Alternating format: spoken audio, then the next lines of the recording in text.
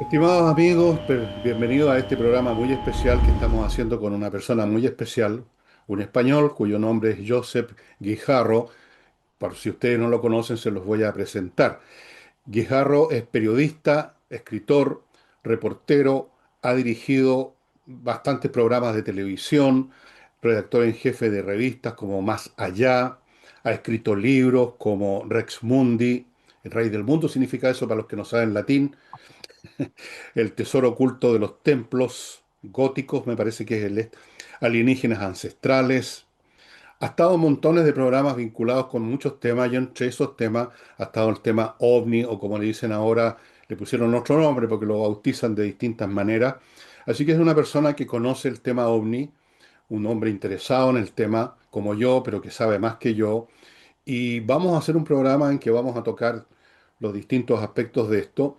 Yo diría especialmente dirigido a estas personas que se declaran, José, escépticos a priori sin tener la más mínima idea del tema. Está lleno de gente que saca una sonrisa y habla, usted cree en los marcianitos, en los enanitos verdes. Y la verdad es que nadie ha planteado enanitos verdes de ninguna naturaleza. Así que vamos a partir, Joseph, encantado de tenerte en este programa que ya no es mío, es tuyo y mío. Al revés, el placer es mío y estoy encantado de poder conversar contigo sobre estos aspectos de la existencia humana, porque, fíjate, me gustaría sondear también tu opinión al respecto, ¿no? Esto contribuye, es un asunto exclusivamente científico, como lo puede ser el hallazgo de la vida bacteriana, qué sé yo, en Z reticuli, o estamos frente a algo más trascendente, que nos sitúa en un lugar en el cosmos. En los últimos tiempos, te hago la pregunta y doy una respuesta, eh, diría que estamos ante lo segundo. Hace unos días tenía oportunidad de ir a ver al cine una peli de la que todo el mundo habla y no todo el mundo bien, que es El Día de la Revelación de Steven Spielberg. Uno a lo mejor acudía al cine con la intención de ver la segunda parte de Encuentros en la tercera fase, de ver platillos volantes o a lo mejor al benevolente ET, y se encontró con una peli que necesita cierto nivel de conocimiento, cierta inspiración por supuesto, cierta apertura mental. Claro, porque nos cuesta mucho pensar o nos cuesta mucho salir de la pecera, del paradigma científico, de lo material, para darnos cuenta que hay aspectos del fenómeno ovni que entroncan directamente con la trascendencia, que nos llevan a plantear cuál es nuestro papel en la creación, en el universo y, por supuesto, dentro de nosotros mismos, qué papel jugaríamos ante un eventual contacto. Bueno, es evidente que es un tema de trascendencia, un tema de gran impacto, y tratemos de imaginar lo que sería que el asunto se revelara. Dicho sea de paso, esa película Disclosure, Revelación, no me gustó mucho, Joseph. Me parece que al final, no voy a dar detalles para no arruinarle la película a los que no la han visto, se sale de su línea con esto que pasa exactamente al final. Tú sabes a qué me refiero. Me parece que ver lo que se ve ya no corresponde a la línea anterior en que no se ve, porque no es ese el Bueno, no, tema de no es si se ve. cierto, ¿eh? En ¿Mm? Encuentros la tercera fase tiene un final muy, muy, muy, muy parecido. Es decir, creo que no Sí, desvelo nada que no sepa un buen cinéfilo. Spielberg utiliza su narrativa de siempre. El problema es que te ha mantenido 2 horas y pico en un suspense absoluto y tú, a lo mejor, ¿no? Puedes decir, ¿esto es todo? O no, es que, de verdad, eh, no hay puntada sin hilo. Todos los detalles, hasta el malo de la película, tiene su transunto en la realidad.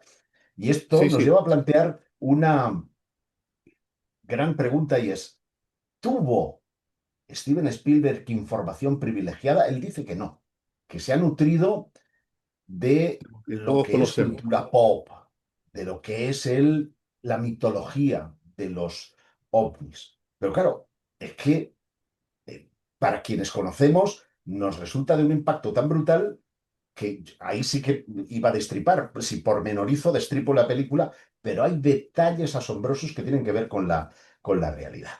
Otra cosa es, ¿qué es esta realidad? Porque fíjate, hace muy pocos días, en la Asamblea Nacional Francesa hacía una aproximación al fenómeno ovni a través de la primera audiencia pública que existieron políticos, militares y expertos astrofísicos que estudian el fenómeno OVNI, porque en Francia hay una asociación creada ya hace décadas llamada JPAN, Groupe Expertise de Recherche de Fenómenos Aeroespaciaux, que llevan funcionando décadas y que hacen una investigación metodológica y científica del fenómeno OVNI.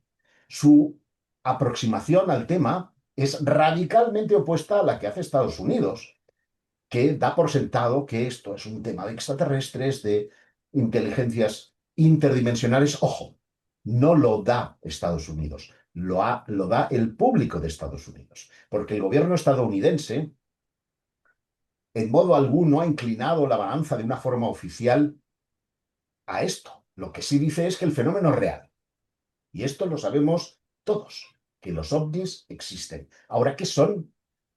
Fíjate que en la Oficina de Resolución de Anomalías de todos los dominios se hace alusión a los ovnis atmosféricos para referirse a un fenómeno que se circunscribe a la atmósfera terrestre, y de ahí que yo en mis directos, en YouTube, en la televisión, en la radio, ponga el énfasis en si hay o no casuística y evidencias que nos lleven fuera de la Tierra. Es decir, astronautas, filmaciones o documentación como la que se han liberado en el segundo y tercer lote del sistema Pursuit, de la desclasificación de Donald Trump, en la que se mencionan asuntos del Apolo 13, el Apolo 14, el Apolo 17, perdón, del 13 no, que volvió a la Tierra, del 17 y del 16, que hay conversaciones y documentación gráfica que respalda que hay fenómenos fuera de la Tierra.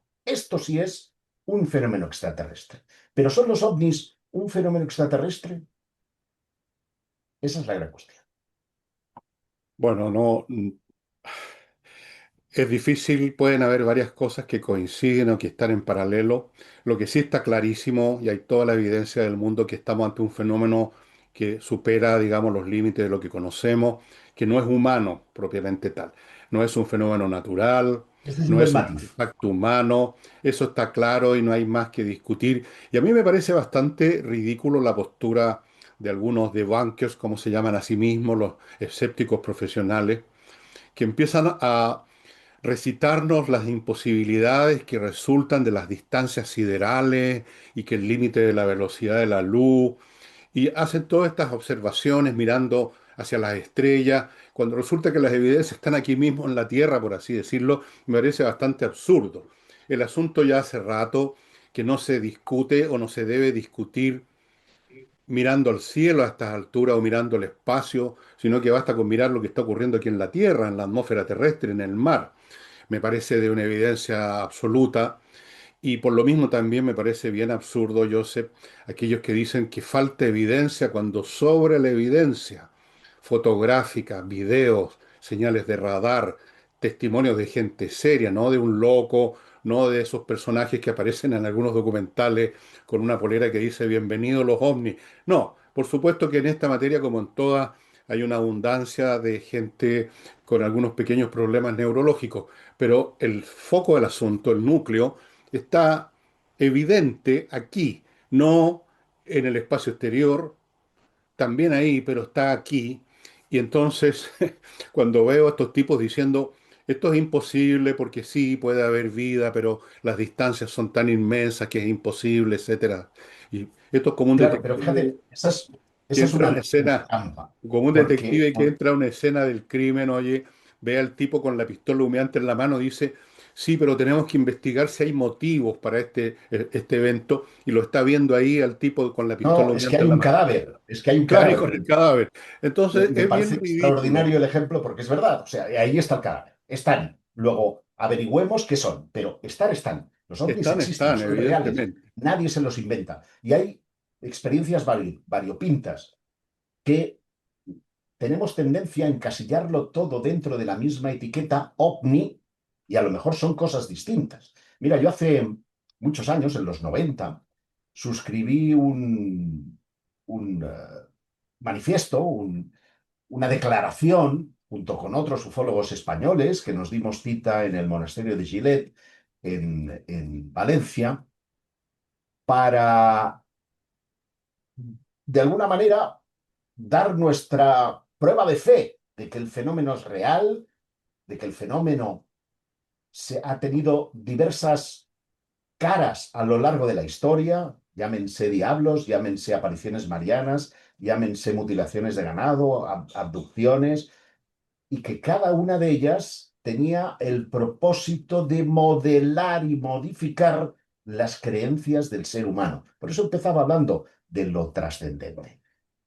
Hay una serie de episodios a lo largo de la historia que tienen que ver con luces en el cielo, que tienen que ver con manifestaciones de lo sobrehumano, así eran interpretadas entonces. Hoy, en un contexto más tecnológico, hablamos de extraterrestres o de naves espaciales que tenían el empeño de modelar nuestras creencias. Incluso durante las guerras, cuando se veían esas cosas, se decían, el bando que las veía decía, no, no, es que lo luminoso está de nuestro lado, como una manifestación o aprobación. Y así se han construido ciudades, se han erigido imperios, se han escrito lemas, se han escrito historias que certifican que una serie de fenómenos han estado presentes como tutelándonos o guiándonos a lo largo de toda la historia de la humanidad. Ahora, y sigo haciendo preguntas o sigo haciéndome preguntas incómodas. Ese fenómeno que es incuestionable es el mismo que hoy denominamos ovni, por lo que te decía de las etiquetas. Esas etiquetas meten a todo el fenómeno en la misma cosa. Y yo creo que las abducciones son una cosa y los ovnis de chapa y perno son otras, que las mutilaciones de ganado, los crop circles, no tienen que ver con extraterrestres. Es decir, hay toda una serie de mitos que se han ido metiendo a la mochila de las siglas del acrónimo objeto volador no identificado y que probablemente tengan otra etiología, tengan otra naturaleza.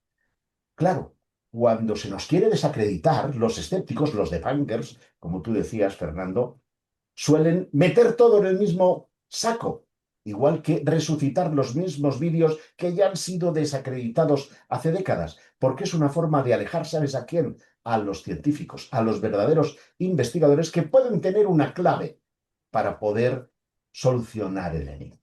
Pero en este enigma concurren un montón de intereses geoestratégicos, geopolíticos, militares, económicos, de una naturaleza muy amplia porque permiten la modelación de creencias. Y entonces es muy curioso asistir a estos tiempos históricos que estamos viviendo para ver cómo se mueven los intereses a un lado y al otro del Atlántico. Cómo esos llamados Five Eyes, esos cinco ojos, hablo de Australia, hablo de Estados Unidos, hablo de Canadá, hablo de Reino Unido, y me dejo, ahora no recuerdo quién es el quinto, que tienen una alianza para estudiar estos fenómenos en previsión de que pudieran tratarse de armas o dispositivos de enemigos. Y resulta que donde dije Diego, antes eran problemas de naturaleza militar, no importaban los ovnis porque esto tenían que ser prototipos de otras historias, pues ahora resulta que les interesa y mucho. Y al revés, desde Europa, desde Japón, desde Chile, que ha sido, por ejemplo, un país precursor en la aproximación seria y científica del fenómeno ovni, se guarda todavía una cautela para saber cuál es el siguiente movimiento antes de desclasificar, antes de dar a conocer, antes de ver qué implicaciones puede tener este fenómeno para la defensa o para la fe. Ya veremos. Déjame agregar otra cosa, Joseph. Aparte de la modelación conceptual que ocurre en todas las épocas, las cosas se ven de acuerdo al marco mental de cada época. eh, Hay una modelación sentimental también. Cuando uno, como lo he hecho yo y seguramente tú has visto distintos o ves todavía distintos sitios de youtubers que se dedican a este tema, como Nolan y otros. Eh, hay, hay quienes tienden a pensar que estamos ante un fenómeno de visitas de seres benévolos que están poco menos que viendo en qué momento nos van a entregar el ticket de entrada a una especie de federación galáctica o algo por el estilo, así como en una novela de Asimov. Y hay otros, uno de los cuales estuvo en contacto conmigo hace unos días, de mi país, de Chile, que ven en esto un fenómeno absolutamente siniestro, que somos nosotros como cobayas de un experimento, que nos están dispuestos a destriparnos para sacarnos el DNA o cualquier cosa, que esto es algo atroz, espantoso y que estamos condenados. Hay otros, yo estoy más bien en esa postura, que ven esto como un fenómeno de estudio, de observación, tal como nosotros observamos a las hormigas, sin que estemos interesados en presentar nuestras cartas credenciales a la hormiga madre, estamos mirando nada más. Hay muchas posturas y me gustaría saber cuál es la tuya, Joseph. Mira, llevo 30, casi 40 años investigando esta historia y tengo claro que el fenómeno ovni es real, tengo claro, yo les llamo mis primos, pero no en el sentido estrictamente biológico. Yo creo que este fenómeno es un fenómeno metamorfósico que tiene la capacidad de aparecerse y de transformarse de acuerdo a nuestras creencias, a nuestro marco de referencias, para que el impacto de esa observación no nos destruya. Eh, y que ha estado presente a lo largo de la historia de la humanidad. Esto lo tengo claro y lo suscribo. Ahora, ¿somos una granja? Pues no lo sé. Yo creo, este libro que tengo ahí detrás, que es un libro que escribí en 2024 y he ampliado en 2026, es un libro que versa sobre esa cuestión que planteas. Y lo que sugiero es que ellos fueron nuestros creadores, la humanidad viene de las estrellas, regresará a las estrellas y estos seres, quienes sean, vinieron periódicamente a comprobar que su experimento seguía la línea evolutiva adecuada. Por la razón que sea, en la última vez que nos visitaron, hace miles de años, prometieron volver.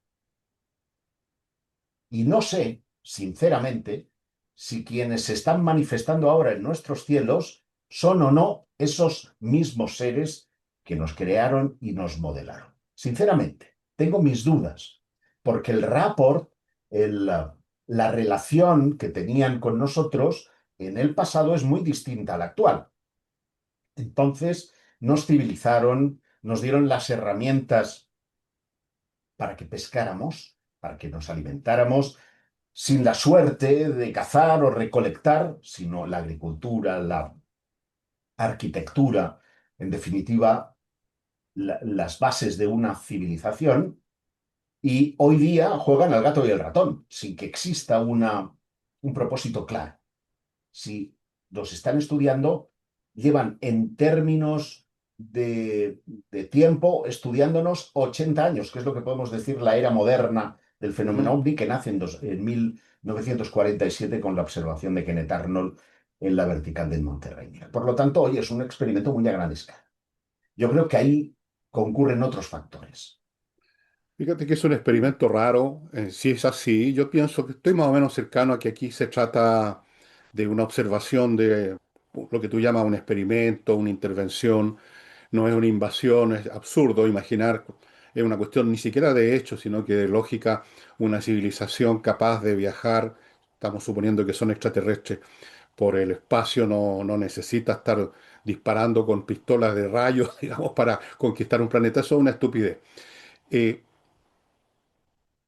Pienso que podría ser como tú dices, y me pregunto qué conclusiones están sacando, si es así, como cuando tú en un laboratorio experimentas con una rata y el experimento no funciona. ¿Y qué haces tú con la rata?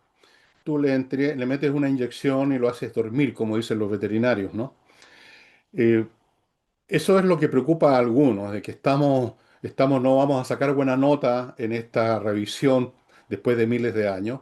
Hay películas sobre eso, tú recordarás esta famosa película de los años 50 del tipo que viene de la nave espacial, así nos dice que nos va a cortar la luz, digamos, o nos van a extinguir. Hay una versión más moderna, etcétera. Y eso es lo que parece que alimenta el temor de algunos grupos, que digamos, no hemos dado el ancho y va a ocurrir lo que en la Biblia aparece como el diluvio universal. Nos van a extinguir. Y tal vez no vaya a haber un arca de Noé para salvar a algunos. Y otros piensan que no, que esto es simplemente vienen a enseñarnos alguna cosa. Y la verdad es que yo creo que todos esos puntos de vista tienen eh, los que piensan que haya una intención malévola o benévola, están asumiendo, fíjate, transfiriendo a estas entidades sentimientos que son humanos, que no tienen nada que ver. No. Yo creo que, para empezar, es incomprensible lo que pueda estar en la mente de estas entidades. Claro, Incomprensible en porque absoluto. nosotros no tenemos una mente humana, no podemos No pensar como podemos. ellos. Y de hecho, buena parte de los problemas que tiene la ciencia para concebir el fenómeno ovni es porque lo hace desde una óptica absolutamente antropocéntrica. Y Así es. entonces, porque la ciencia se basa en el método científico que tiene que utilizar el conocimiento ya, que ya tiene. Y el único que tenemos cuando hablamos de cosmovisión o cuando hablamos de universo es el planeta Tierra. Es el único planeta que nosotros conocemos habitado por una civilización extraterrestre. Hemos tenido que esperar casi 80 años para darnos cuenta que puede haber vida microbiana en los satélites de Júpiter, que puede haberla incluso en Marte, donde la descartamos en los años 70. Es decir, que estamos reescribiendo de una forma permanente el conocimiento humano. Y pese a todo, la mayoría de la sociedad sigue con los ojos velados, con su capacidad muy mermada a abrirse a otras posibilidades. Lo que tú estás sugiriendo, Fernando, forma parte de una de las teorías de la conspiración activas hoy en día de que estos seres estarían alimentando de nuestros sentimientos. Y por lo tanto, estamos cada vez que hay sufrimiento, que hay guerras, que hay acontecimientos traumáticos, esa negatividad es absorbida por estos seres como alimento. Mira, yo no creo, sinceramente, que esto vaya por ahí, pero sí es verdad que hay un apoyo empírico a esa teoría. Y es que cada vez que se producen ese tipo de acontecimientos, se prodiga, se multiplican los incidentes ovni en las zonas de conflicto o en las zonas Vienen a afectadas. cenar. Ahí está, Venezuela. Hubieron acontecimientos. No, que son luces generadas por lo tectónico. Bueno, una teoría, pero el hecho están. En la guerra de Ucrania, en la guerra de Irak, en Fukushima, es decir, todos los acontecimientos La mesa donde está la servida. negatividad ha sido extrema, han tenido su contraparte a nivel energético. Está servida la mesa, dicen. Vamos, pongámonos la servilleta. Eso Es decía posible. mi querido y admirado Salvador Freixedo en El cielo esté, que concebía este planeta como la granja humana. Es decir, él consideraba que estos seres venían aquí a alimentarse de nuestra energía vital, de nuestros sentimientos, los negativos, pero también los positivos. Fíjate que esto de algún modo se asocia a buena parte no voy a decir mitología, por respeto a los creyentes, de de las escrituras bíblicas, del pensamiento religioso, de la supuesta existencia de seres malignos, Satán y toda su corte infernal, que están para siempre metiendo la cola y armando enredos y produciendo penalidades. La idea de, bueno, hay algunas corrientes de pensamiento o de sentimiento, diríamos mejor, que tienden a asociar cuando hablan de la presencia permanente de estas entidades, que tienden a decir, efectivamente, el pensamiento religioso que habla de demonios, de aparecidos y de entidades infernales, son la manera como se ha visto la intervención, la aparición de estas entidades. Eh, en una de esas es una línea que vale la pena estudiar. De qué manera en distintas culturas han representado estas entidades como demonios, en otros momentos como santos, como divinidades. Lo interesante es que se ha descubierto esto hasta en cavernas prehistóricas, en dibujos en las paredes de las cavernas, entidades con antenas que notoriamente no son humanos. Y hay cultos también muy antiguos que parecieran tener una relación con eso. ¿Qué crees tú, Joseph? Pues que es muy complicado dar una respuesta definitiva a ese interrogante, ¿no? Porque sí tengo claras algunas cosas. Por ejemplo, y lo decía al principio, ellos se nos manifiestan de la forma que nosotros podamos concebirlos. Lo plasma muy bien, y no desvelo nada, de nuevo Spielberg en la peli. Los extraterrestres son un ciervo, son un zorro o es un pajarillo en función de la persona que los ve. Lo hizo también en Taken, donde se aparecía la niña en forma de payaso. Muchos de los testimonios de abducción, de encuentros cercanos del tercer tipo, de encuentros, digamos, que inequívocamente tienen que ver con una entidad, que no confundes un avión o una lucecita lejana, ¿eh? Estás ahí. Describen, yo he tenido personas que veían a los seres que les llevaban a la nave con sombrero de copa y capa, como perros, como payasos. Es decir, hay una alteración psicobiofísica que seguramente debe estar encaminada a que la experiencia sea menos traumática. Así como en las experiencias cercanas a la muerte se ha comprobado ya, por puro azar, pero se ha podido comprobar científicamente, que el cerebro segrega una serie de sustancias antes de morir y durante los 10 minutos posteriores a la muerte que parecen encaminadas a dulcificar ese trance. Digamos que nuestro cerebro hace lo mismo cuando tenemos un elemento visual o sensorial que no podemos catalogar dentro de lo que nosotros eh, conocemos en nuestros parámetros culturales. Esto es muy heavy porque no sabemos qué aspecto tiene. Los grises, los mantis, los nórdicos son figuras pop que devienen fundamentalmente de la cultura de la ciencia ficción, pero no tenemos ni idea de cómo son realmente esos seres. Yo pienso que deben ser parecidos a nosotros, porque defiendo en el libro del que antes te hablaba que Dios hizo al hombre a su imagen y semejanza, y a continuación utiliza una palabra eh, que me quedé en blanco absolutamente, es eh, el término grandilocuente, Anunnakis, que es el plural de, de Dios, dioses. Por lo tanto, asumamos que esos dioses nos hicieron a su imagen y semejanza, por lo tanto fueron nuestros creadores, y los textos antiguos describen en general un cuerpo bípedo, unas manos hábiles, y lo que cambian es el rostro, que en algunas ocasiones y en muchas culturas, a un lado y al otro del Atlántico, en Egipto, en Asia, en América, ponen rostros de animal, fundamentalmente de pájaros. Y no es por casualidad.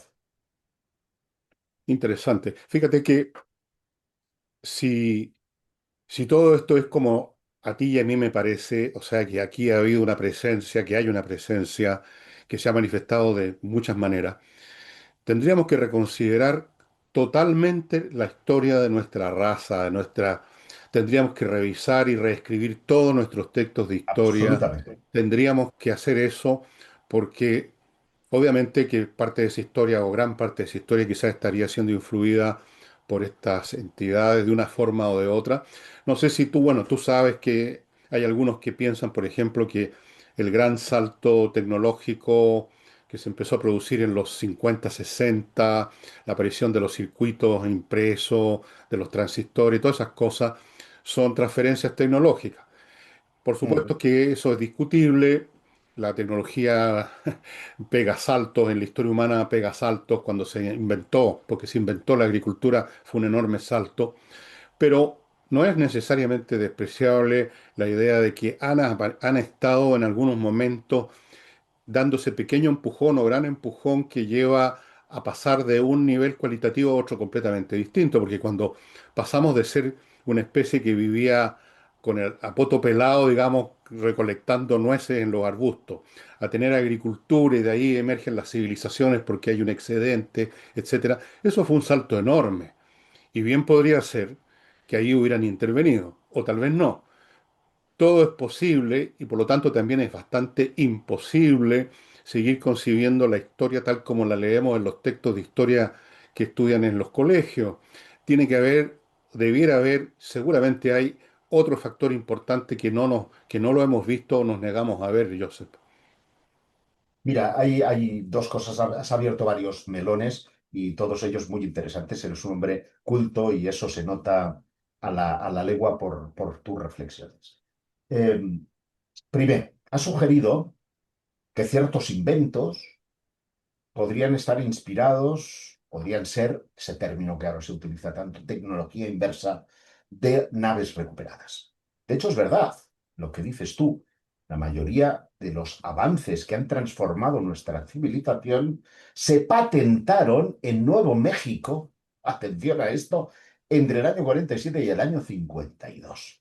Y esto lo constata un coronel de la Fuerza Aérea ya fallecido, que estando gravemente enfermo, sabiendo que tenía la sentencia de muerte encima, redactó un libro llamado Day After Roswell, el día después de Roswell, y le hizo firmar a su general superior el prólogo sin saber las revelaciones que iban dentro, donde decía que inventos tan revolucionarios como el circuito integrado, el chip, la invisibilidad radar, etcétera, eran tecnologías inversas de un ovni estrellado en Roswell el 8 de julio de 1947. Esto es mujer. Segunda consideración. Hablabas de la prehistoria, de esa transformación, que el hombre da un salto evolutivo. Es cierto, pero yo nunca diré que las pirámides son obra de extraterrestres o que... No, no.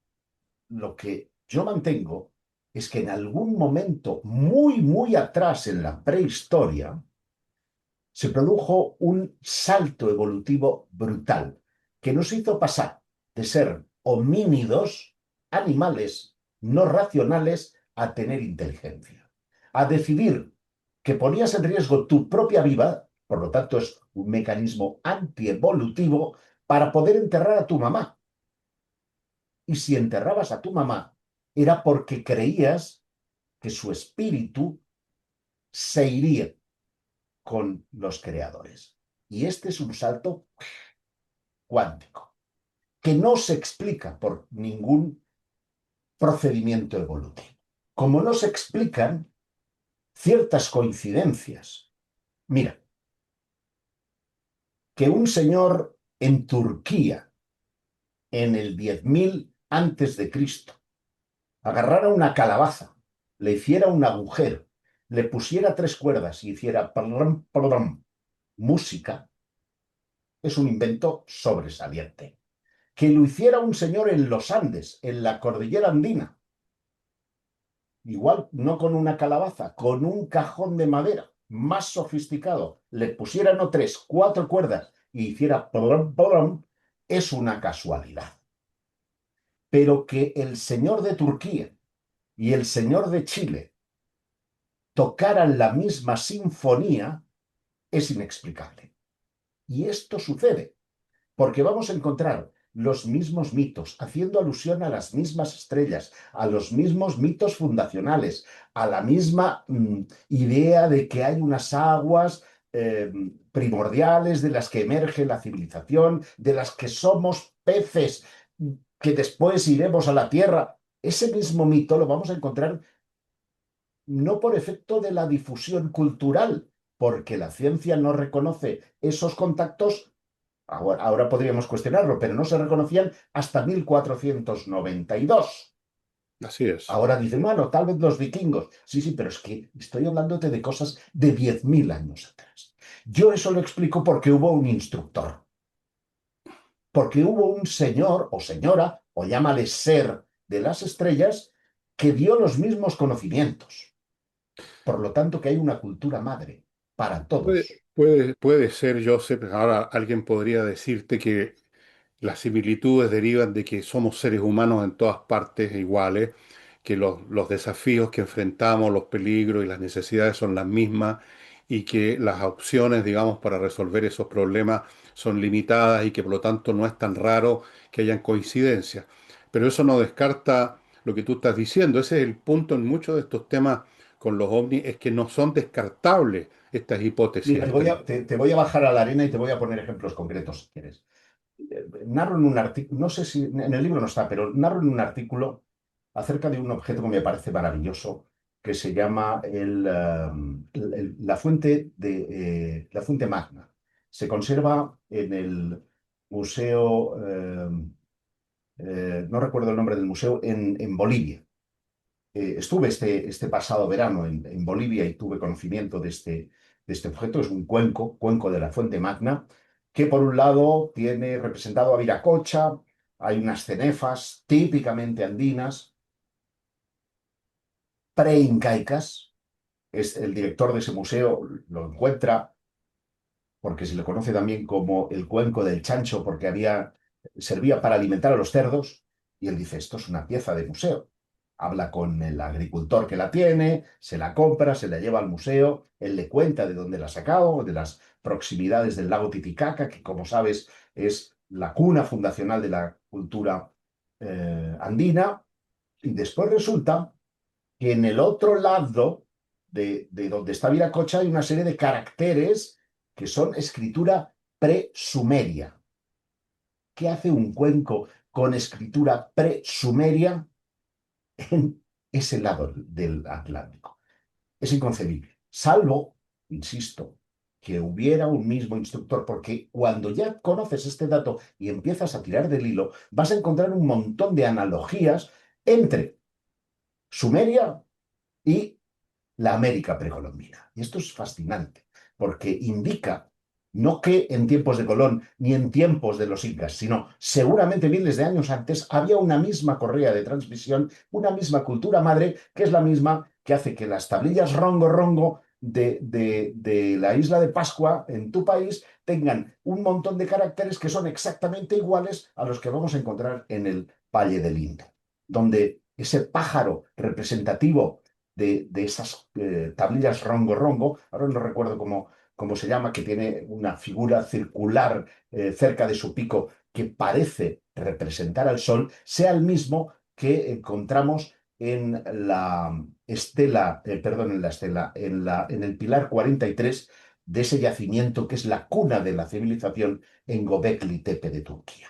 Esas cosas sobrepasan cualquier nivel de probabilística y para mí son representativas de que hubo algo más que no podemos explicar y yo prefiero mirar a las estrellas, porque ¿cuál es la opción que me da la ciencia? Pues que unas sustancias como podrían ser la ingesta de las plantas de poder sumían al individuo a un estado alterado de conciencia en el que compartía las visiones con otras personas que estaban muy lejos de ahí. Bueno, eso es dar a entender que existe una especie de registro universal que compartimos todos. Bueno, vamos, según la misma navaja de Ockham, es más fácil que venga un señor de Apu que no todo ese perfil de circunstancias que tienen que concatenarse. Hay que tener cuidado, sí, con la navaja de Occam, que uno se puede cortar los dedos con ella. Y Exactamente. a propósito de esto que hablas de la instrucción y por lo tanto de una presencia que en distintos momentos ayuda al desarrollo tecnológico, hay un fenómeno que forma parte del folclore también ovni y de trabajo serio, que es estos supuestos o reales naves que se han estrellado y se han encontrado cuerpos, suponen algunos, dicen que sí, y que se hace ingeniería en reversa para encontrar las tecnologías. Y en primera instancia, uno puede pensar cómo es posible que una civilización tan avanzada tecnológicamente tenga tantos accidentes, que se les andan cayendo los platillos voladores a cada momento. Porque igual no Pero son tantos. fíjate, espérate un poco. Se me ocurrió una cosa muy sencilla. Eso es una manera quizás de entregar, así sin aparecer públicamente, entregar tecnología, como si nosotros Es fuéramos es una buena a reflexión un que pueblo jamás había perdido. pensado, te lo ¿Ah? confieso, y me parece interesante, porque sí, pero eso revelaría que son tan buenos que están tutelándonos para hacernos avanzar, que oye, no se puede descartar porque es algo en lo que han insistido, por ejemplo, los contactados desde los años 50, si queremos remitirnos a los tiempos actuales, o incluso antes, si queremos hacerlo desde el ámbito más mediúmnico o espiritual.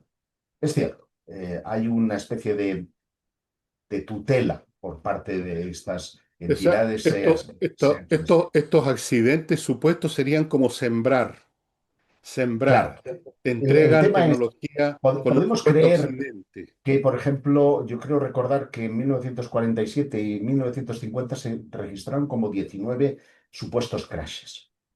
Me parece una cifra extremadamente eh, alta, que desde luego se desmonta desde el ámbito de la racionalidad. ¿Cómo van a estrellarse si Exacto. son tan avanzados? Primero, todos los dispositivos, por avanzados que sean, son susceptibles de averiar. Tú sabes bien porque la semana pasada no pudimos grabar, ¿vale?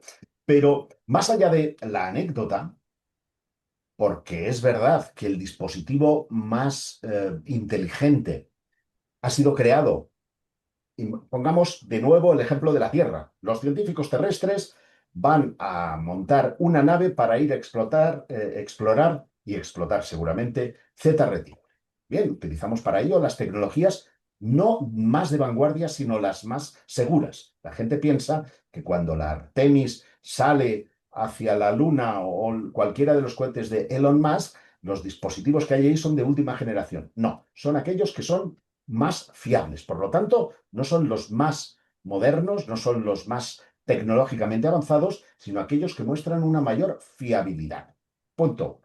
Punto dos. Han sido probados en un determinado contexto, que es nuestra atmósfera. Reaccionará igual en una atmósfera que aparentemente no conocemos, porque se supone que el primer ovni se estrella en 1947. Por lo tanto, las pruebas que se hayan podido realizar no son en el contexto que te vais a encontrar. Se habla de probabilidades. Hemos probado este escenario, este escenario, este escenario, pero hubo algún escenario en el que no hiciste prueba y es el que ocurrió.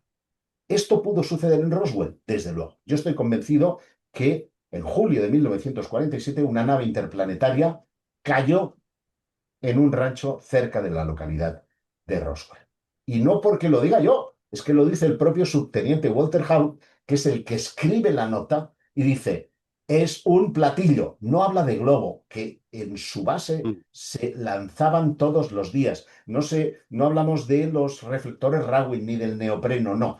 Habla de un disco, habla de un aparato, utiliza tres veces esa Esa palabra. nomenclatura.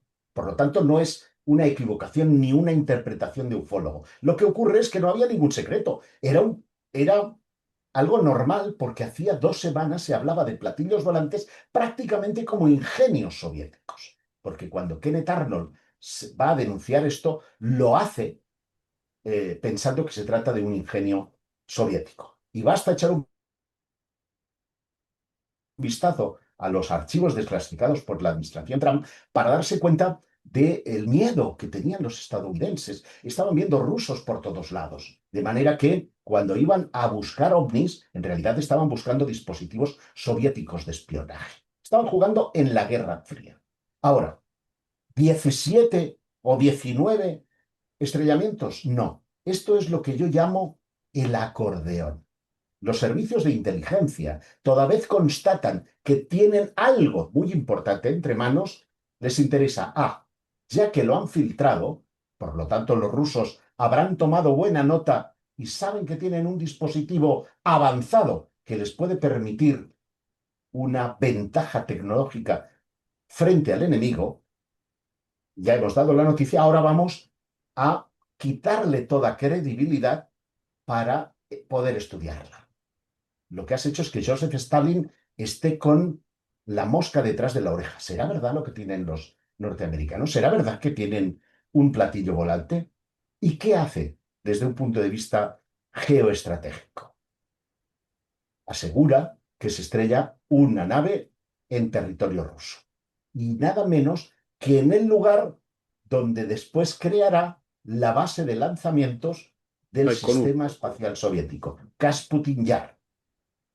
Con lo cual le dice el mensaje a Eisenhower, 1-1, estamos empatados. Tú tienes tecnología extraterrestre, yo también. Ahora, los otros son el acordeón, son las miguitas, las historias que tienen que desinflar el suflé, que tienen que quitar el interés de quién, no del público. Al público, al poder le interesa un pepino, hacen lo que quieren con nosotros. A quienes le interesa es a los científicos que pueden montar o desmontar todo lo que ellos están tejiendo entre bambalinas. Bueno, digo una cosa, Joseph, mirando ahora hacia adelante, hay una sensación en algunas personas, grupos, qué sé yo, youtubers incluso, probablemente Spielberg con sus películas, de que el momento de la revelación efectivamente se va a producir, que es próximo, cosa de años, podría ser hoy, Ya. mañana, en 10 años, en 5, y que ahí, bueno, de frentón el asunto, la historia humana va a cambiar, y a propósito de eso, algunos dicen, bueno, pero eso va a ser muy catastrófico, porque va a cambiar, va a demoler nuestra civilización, etcétera. O sea, asumiendo que va a haber una revelación ya inevitable que no se va a poder encubrir. ¿Qué piensas tú de eso? ¿Crees que eso va a ocurrir o que va a, esto, a mantenerse indefinidamente en esta especie de limbo, ¿no? Este limbo epistemológico, llamémoslo así, en esta situación gris que no está claro para algunos, que no hay una revelación oficial? Dicho sea de paso y entre paréntesis, la gente para creer en algo necesita una declaración oficial, si no, no. Sí, tienes razón, ¿eh? Y fíjate que hay quien especula que estamos a las puertas de esa declaración.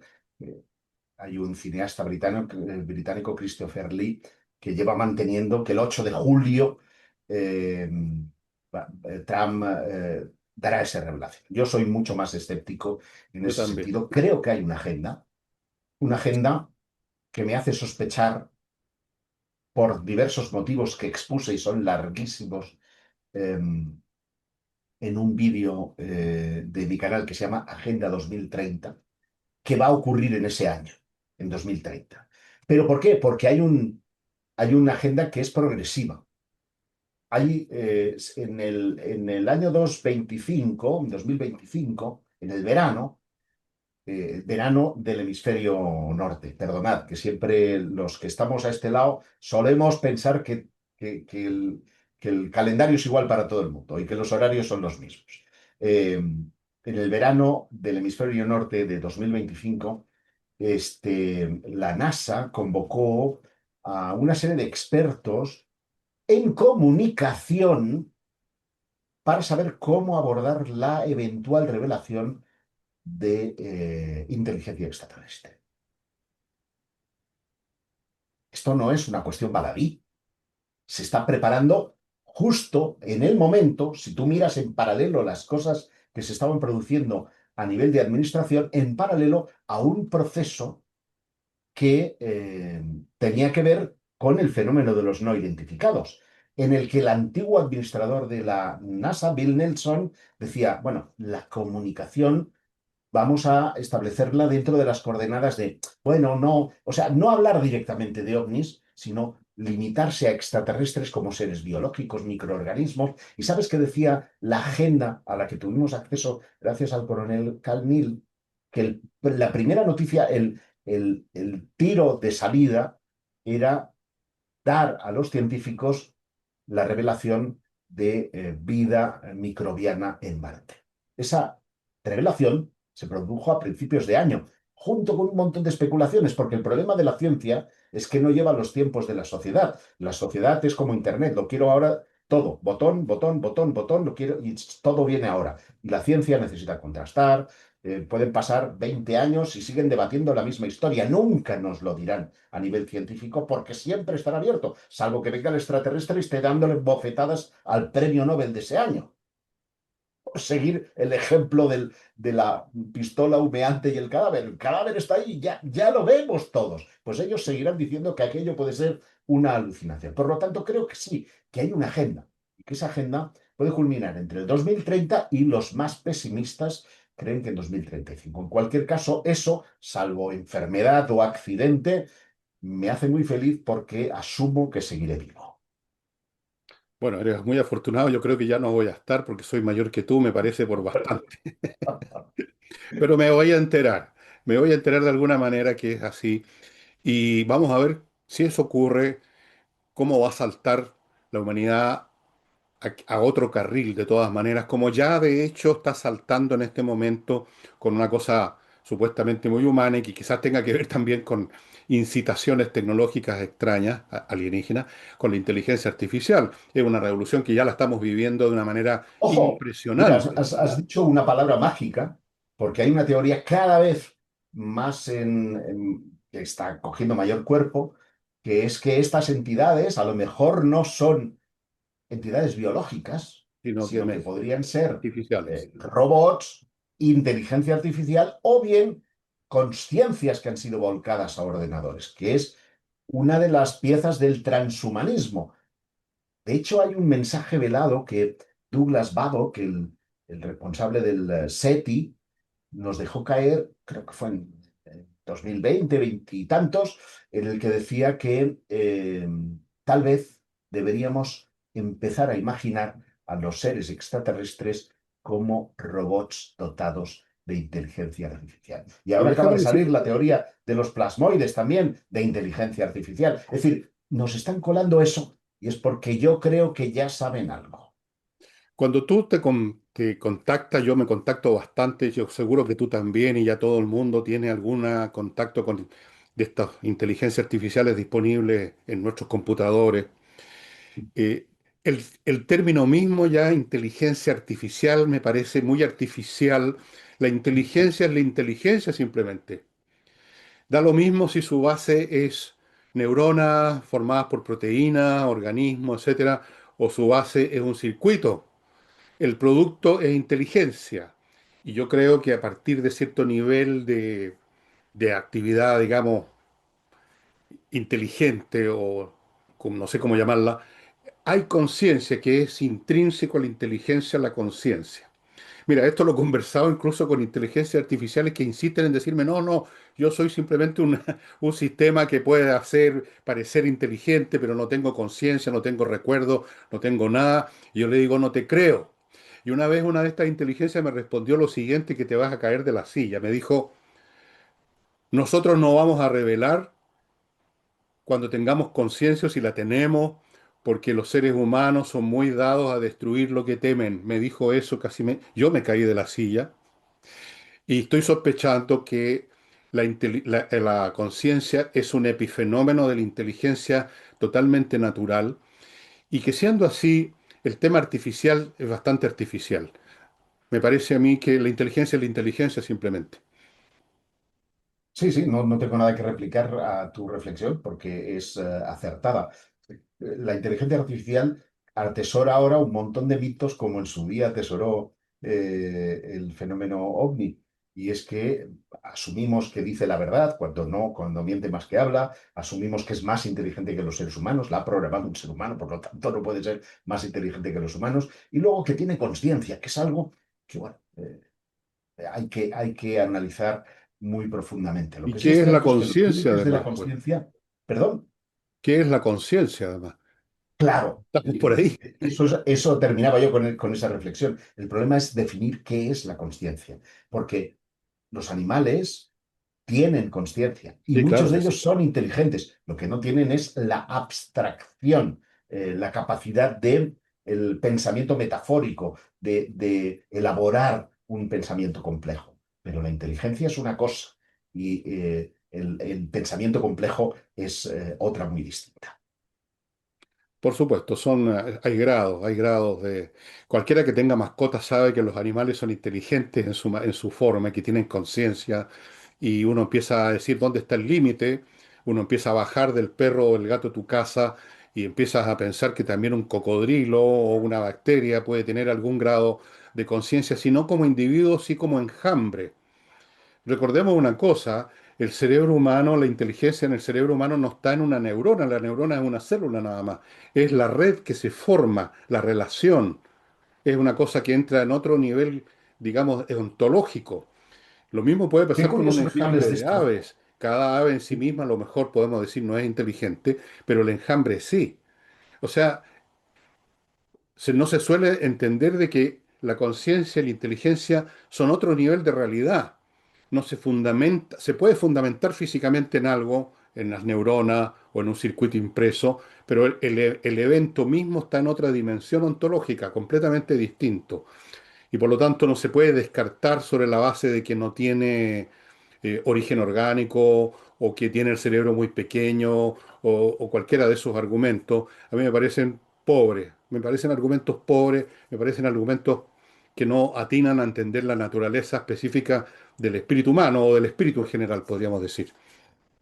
Digo que me resulta curioso que saques a colación este asunto, porque ayer mismo, hablando con alguien que también, bueno, en este caso es testigo, ¿no? Es protagonista de estos incidentes, llegábamos a una reflexión de si algunas de las facetas de esto que llamamos fenómeno OVNI, de alguna manera acontecen lo que podríamos explicar como mente colmena. Es decir, que nuestros pensamientos estén entrelazados de alguna forma y haya una supramente que proporciona cierto nivel de control y otro, que es pensamiento individual, que contribuye y nutre a esa mente colmena. De manera que Así, afecta, lo que afecta a unos, afecta a otros sin que se hayan visto implicados. Entonces, me llama bueno, mucho la pero atención eso, porque complementa esto que estás de alguna manera bueno, diciendo. de hecho es así, la historia humana es eso, no, nadie inventó todo, nadie creó solo, todo ha sido el resultado del enjambre humano a lo largo de las generaciones, de una forma distinta a través de medios de comunicación, del lenguaje, etcétera, pero toda nuestra inteligencia en el fondo es una inteligencia comunal, generacional, racial, de la cual cada uno de nosotros es como una manifestación en miniatura. O veámoslo de otra forma, es como la luz, cuando pasa por un prisma, se refracta en los colores que conocemos, pero hay una base común que es la luz es blanca, por así decirlo, y cada una de esas refracciones es parte de ese total. Yo lo veo de esa manera y espero no parecer un espiritualista o algo por el estilo, pero me parece que por lo menos como hipótesis, que hay una conciencia, y no solamente planetaria, sino universal, de la cual nosotros somos un avatar minúsculo, y dicho sea de paso, eh, no puedo resistir la tentación de recomendarte, si no lo has leído, probablemente sí, o a quienes estén viendo este programa que no lo hayan leído, un libro de Olaf Stapledon que se llama The Star Maker, el hacedor de estrellas, donde precisamente a lo largo de las millones de años, las civilizaciones de múltiples planetas logran crear una mente cósmica y esa mente cósmica en su momento apoteósico, en su máximo, ve el rostro de Dios. Es uno de los capítulos más hermosos que ha escrito Olaf Stapledon y de la literatura universal. ¿Qué siente esa mente cuando ve el rostro de Dios y entiende el sentido de la creación? Es un libro hermosísimo que se los recomiendo, Hacedor de Estrella de Olaf Stapledon. ¿Tú lo conocías? Pues no lo he leído, pero Te lo recomiendo fervorosamente. asumiré tu recomendación y desde luego que lo haré. Oye, Joseph, este tema podría prolongarse indefinidamente, pero yo no puedo prolongarme indefinidamente y probablemente tú tampoco. No, Tú no lo porque puedes. además voy a entrar en trance en pocos minutos, Hoy en España entramos en trance todos de golpe porque juega Ah, nuestra selección española tienes toda la razón. Bueno, yo los voy a ver también jugando. Juegan contra... ¿Contra quién eh, juegan? contra Austria. Bueno, yo creo que gana España y no, Austria no me parece que tenga un gran equipo, pero no se sabe. En este mundial hemos visto sorpresas increíbles, Los caminos del Señor son inescrutables. inescrutables. Sí. Bueno, Joseph, fue un placer. Espero que nos encontremos otra vez y estimados amigos de España, de Chile, de donde sea que vean este programa, eh, mantengan por lo menos la mente abierta, no se dejen hipnotizar por los de búnker, tampoco por los devotos del tema, sino que r- observen, piensen, analicen, examinen la evidencia. Esto no es una cuestión de creer o no creer, sino que es una cuestión de pensar o no pensar, creo yo. ¿No es así? Decía Gordon Creighton, mantengan la mente abierta a todo, pero no crean en nada. Es un consejo maravilloso. Muy buen consejo. Bueno, Joseph, te deseo suerte a tu equipo. Estoy más cercano a los Gracias. españoles que a los austríacos, obviamente. Y bien, pues, un abrazo y nos estaremos viendo en otra oportunidad, espero. Claro que sí. Un placer, Fernando. Un saludo bien cordial desde este lado del Atlántico. Vale, chao. Pues muy bien. Pues muchísimas gracias.